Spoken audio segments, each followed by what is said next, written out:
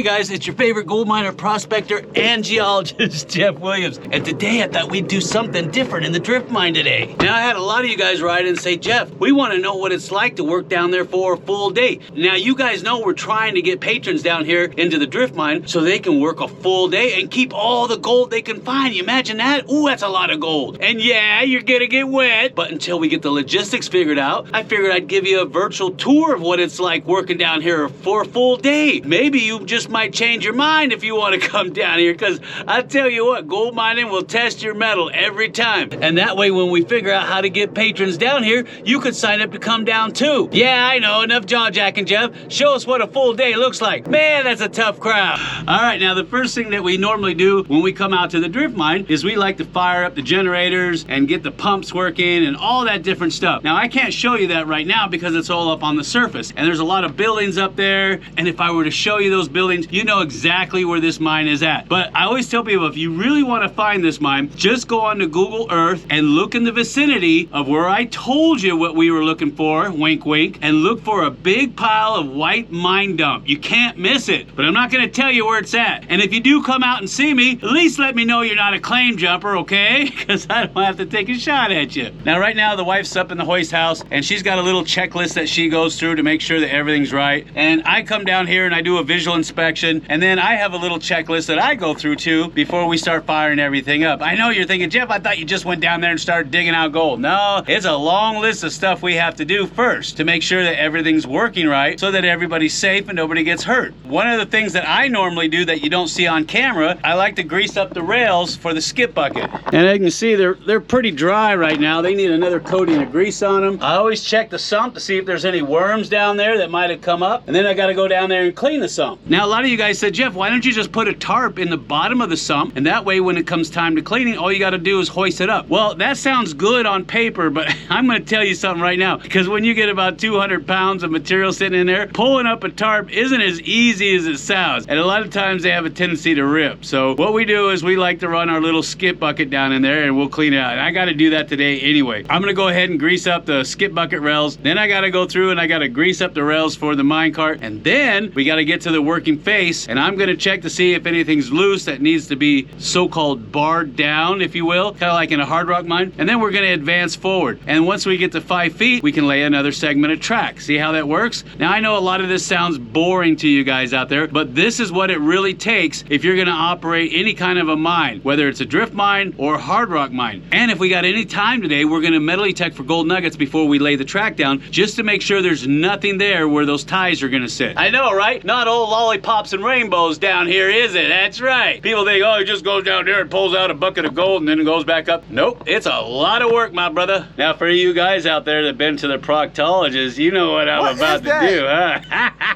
That's right, I'm gonna grease it up real good like. Oh yeah. Ooh, that feels good. Yeah, baby. One hand or two, huh? There's a guy out there on Lost World Crew. You know who you are, son of Jim. We like watching his videos, and he sees these rails all the time, and he wanted to know how they work. So remember, if it's got a steel rail like a railroad track on it, and it's going up and down a shaft, and it's on an angle, usually a skip car is riding up and down. But if it's like ours where they're cut at a 45-degree angle, and there is no steel rail, chances are they're using a skip bucket to hoist up and down. And that's what we use, and a lot of small mines do that. They're easy to make, it's cheap, it's effective, and they're easy to operate. And I'm going to show you how ours work, because I haven't seen any videos on YouTube of one of these skip buckets actually working. I've seen the skip cars dumping, but not the bucket. And I'm going to show you how that works here in a second as soon as I finish these rails. Now, for those of you out there that don't know how mining works, the way that we communicate with the hoist operator that's sitting in the hoist house is through a series of bells. And they've been doing this for over 200 years. Every mine has their own particular hoist chart. And on that chart, it tells you what each individual signal means. So for us, 1 bell signal means emergency stop. 2 bell signals means up. 3 bell signals is down, and 4 bell signals is slow man on skip. So right now my wife's up in the hoist house and I need her to drop the skip bucket. So I come over here and I'm gonna ring her. So remember, 2 up, 3 down. Oh, there it comes. Oh, it's fully loaded too. See how that works? It's really simple, it's very effective, and they've been using it for over 100 years. So if there's any emergencies, we have two-way radio so we can communicate, but that doesn't always work because of the mineralization down here. It actually affects the performance of the radio. So, all right, now what do we got in the bucket? Now you can see our skip bucket is loaded up with rail and ties, and this is what it's gonna take to go 5 feet. Now, if I needed to dump my mine car into this guy, he would drop down in the sump, and you guys all know that, most of you do. And we use this apron. This is the same way that all the other mines for the last 200 years have done it. Now, when you see these shaft sinking buckets, they're usually tapered and rounded, or some of them will have these ears on them, which are called trunnions. These are for the dump mechanism. I'm gonna show you how that works here in a second. Now, you can see how this skip bucket rides in these rails, and that's why they've got them cut at a 45, so that this bucket will slide right in between there. You see that? And we like to put a little apron on ours right here to keep it from spilling as it goes up. And this is called a bale right here. Now, some mines use a bucket that doesn't have trunnions on it, but it's shaped more like an egg. The way that those dump is they have a chain on the bottom of them, and as they go up, they don't use rails. They usually have some kind of planking that's all on the sets to keep it from hitting these timbers and snagging. And it just rides up, and when it gets to the top, there's usually some kind of a dump board up there. The chain will actually hook into it and it'll dump.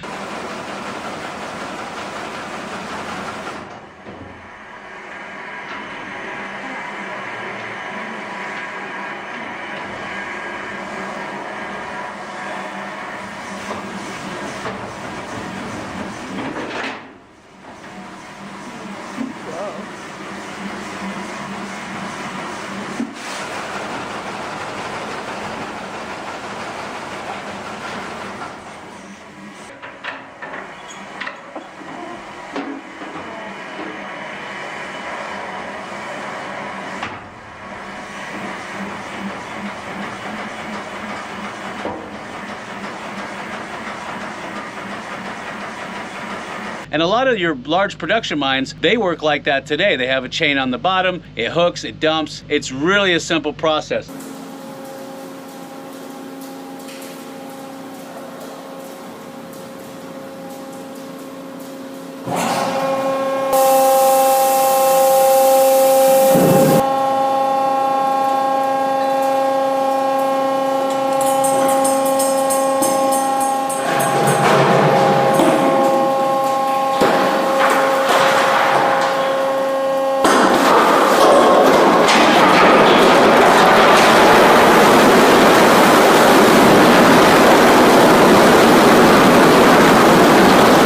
For us, we love using the skip buckets that have the trunnions on it, because for us, we have more control over the dumping. I know. Get on to showing us how it works, Jeff. I can hear it from here. Geez, you guys are impatient.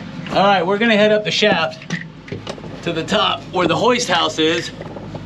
And then I'm gonna show you how that works. I tell you what, going up and down 40 feet of ladder every day about 100 times will give you a good leg workout. Oh man. Now when the skip bucket comes up, you'll see these two outer rails here which catch the trunnions, and we have those clad with metal. That way it doesn't wear down the wood. And these act as guides for the trunnions, so it pulls the bucket away from the rails. See that? At least the butt end of it is pulled away, and there's a reason for that.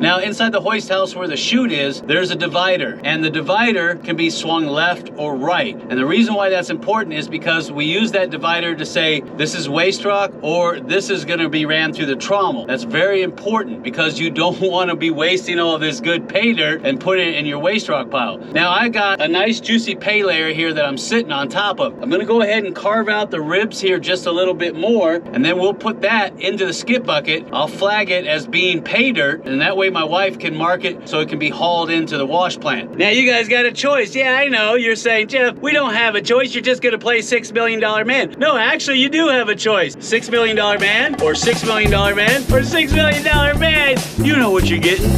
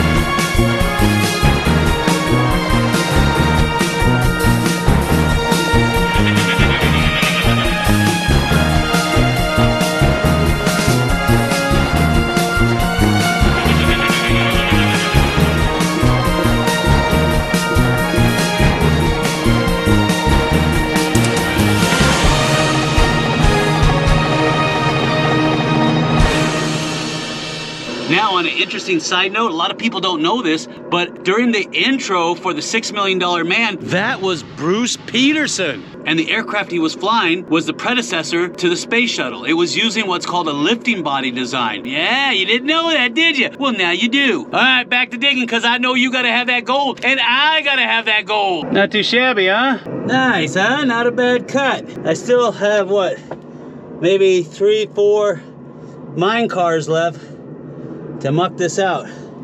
But look how nice and juicy red it is. Ooh. For those of you out there that don't know, when miners go in after a blast and they need to remove all that material is referred to as muck, M-U-C-K. And a lot of times you'll hear miners say, oh yeah, we gotta muck it out, or we need a team of muckers. Well, now you understand, all this waste material is muck. And a shovel is referred to as a muck stick, okay? And they come in all different shapes and sizes. And most traditional miners use a square tip shovel, because it's a lot easier to muck with a square tip. Now keep in mind, back in the day, they would put down a piece of corrugated metal or a big piece of sheet metal right in front of the face, and they would blast, and when the blast went off, it was designed to kick all the material out onto that particular sheet. Well, the miners would refer to that as a muck sheet because they would muck off of it. And it's really easy to muck off of a piece of metal when you're using a square tip shovel.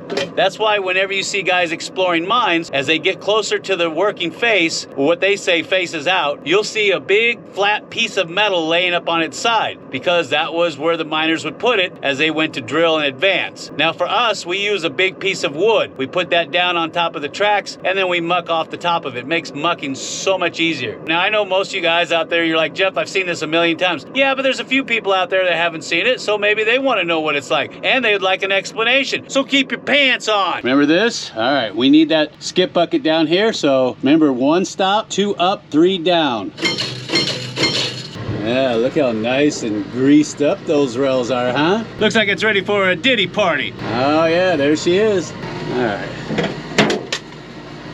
And then I'll ring this to stop it once it gets down and sits on that pedestal.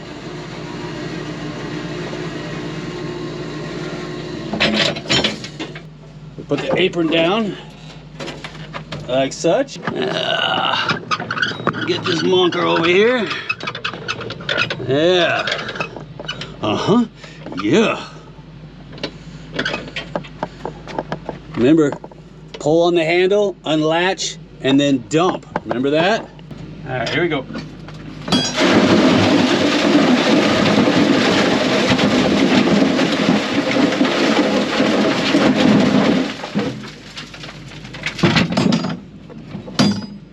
And then you just close it back and it's locked in place. And the neat thing is it swivels too. So I can swivel it left or right and then lock it back. It's good to go. And then pull the apron up. If I can get this monker up like such. Ooh, he's full too. All right, and since this is our first load, there's our tally and 2 for up.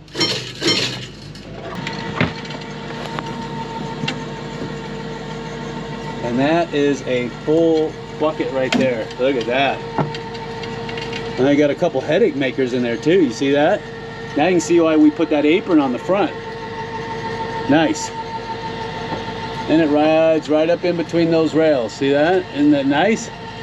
Now I'm going to stand over here in case anything decides to fall off. Like that.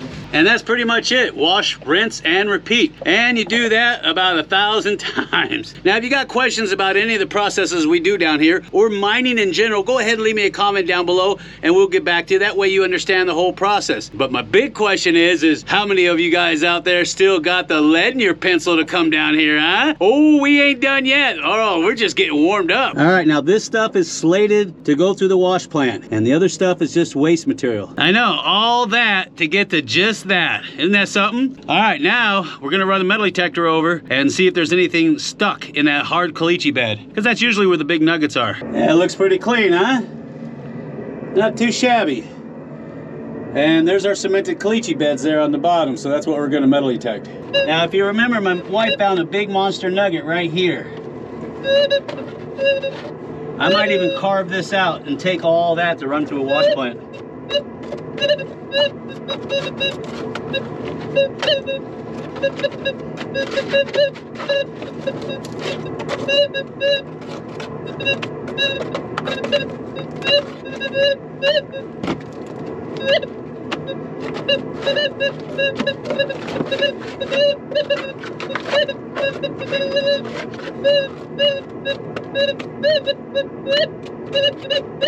Yep, there's one right there. You hear it?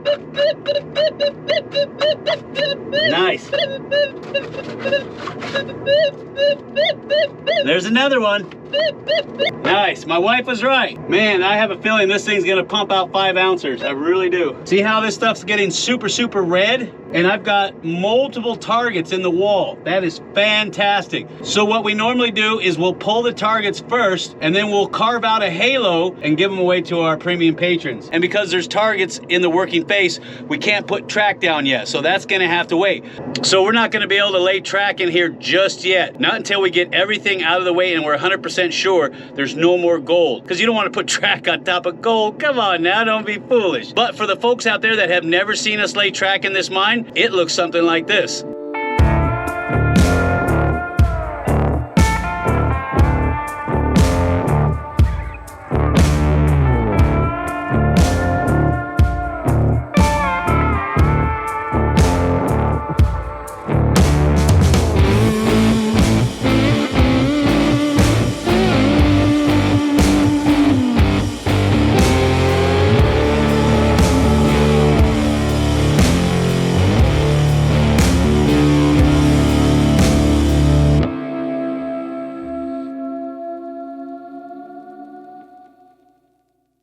All right, I got the sleepers all installed and we got our level. You can see we are right on the money. I'm gonna go ahead and fasten these in with a track gauge and then we'll backfill them. All right, first thing we're gonna do is put our fish plates together. See our fish plates right there?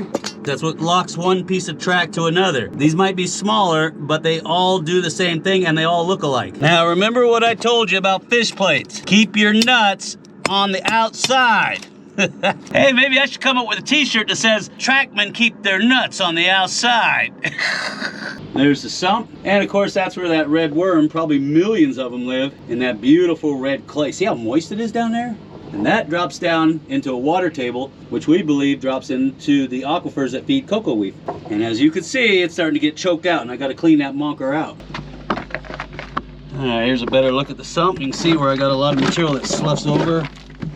Now I get a lot of guys saying, Jeff, is that worm real? Or are you making it up? Nope, it's real. Scared the pants off me. And I'm assuming there's a whole bunch more down here. And this is really soft. I mean, you could dig it with your fingers. And during the monsoon season, you can see the water come up when you start using a hammer drill. But it really freaks me out because I don't know how many there are down here, and they move really fast. And I don't know what the head of it looks like, and that's what's got me freaked out the most. Now, I know a lot of you guys are thinking, Jeff, he's making that up about the worms. No, I'm not. In fact, we got video of one of them. Yeah, I bet you think twice about coming down here now and mining a full day, huh? Now, if you think you got what it takes to come down here, I'd like to hear. Go ahead and leave me a comment down below. So after we fish those nuggets out and run the wash plant, that is equal to 1 day. You think you can handle it? Nah, you're gonna sit on the couch eating chips getting fat. And for you new folks out there that haven't seen those monster nuggets coming out of here, they look something like this. What is that?